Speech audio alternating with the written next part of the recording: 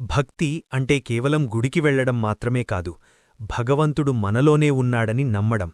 అలాంటి ఒక అద్భుతమైన భక్తి కథను ఈరోజు మనం తెలుసుకుందాం. Welcome to @Sunil Reddy 108. పూర్వం కర్ణాటక ప్రాంతంలో వ్యాసరాయులు అనే గొప్ప గురువుండేవారు. ఆయన దగ్గర చాలామంది శిష్యులు విద్యను అభ్యసించేవారు. వారిలో కనకదాసు ఒకరు. కనకదాసు చాలా సాధారణ కులానికి చెందినవాడు కావడంతో తోటి శిష్యులు ఆయనను తక్కువగా చూసేవారు. కాని కనకదాసులో ఉన్న నిశ్చలమైన భక్తి గురువుగారికి తెలుసు. ఒకరోజు అందరికీ ఒక చిన్న పరీక్ష పెట్టాలని గురువుగారు నిర్ణయించుకున్నారు.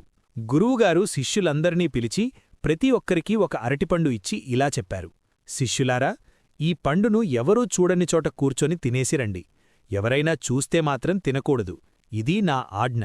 శిష్యులందరూ పరుగుతీశారు. ఒకరు చీకటి గదిలోకి వెళ్లారు, మరొకరు అడవిలో చెట్ల పొదల్లోకి వెళ్లారు, ఇంకొకరు ఎవరూ లేని కొండగుహలోకి వెళ్లారు.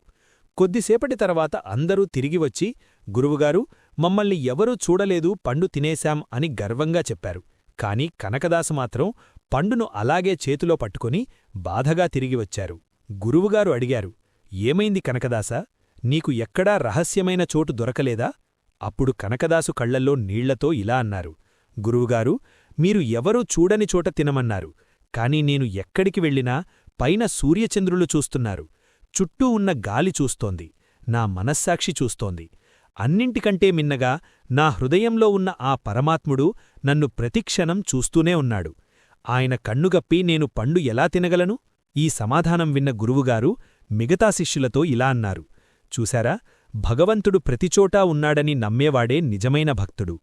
కనకదాసకి ఉన్న ఆ జ్ఞానం మీ ఎవ్వరికీ లేదు. మిత్రులారా, మనం చేసే ఏ పనినైనా భగవంతుడు చూస్తున్నాడనే స్పృహతో ఉంటే మనం ఎప్పుడూ తప్పు చెయ్యలేం.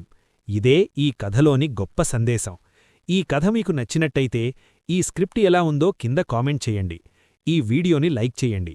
మరియు ఇలాంటి మరిన్ని భక్తి కథల కోసం వెంటనే @సునీల్ రెడ్డి 108 ఛానల్ని సబ్స్క్రైబ్ చేసుకోండి. మరో మంచి కథతో మళ్ళీ కలుద్దాం. ధన్యవాదాలు.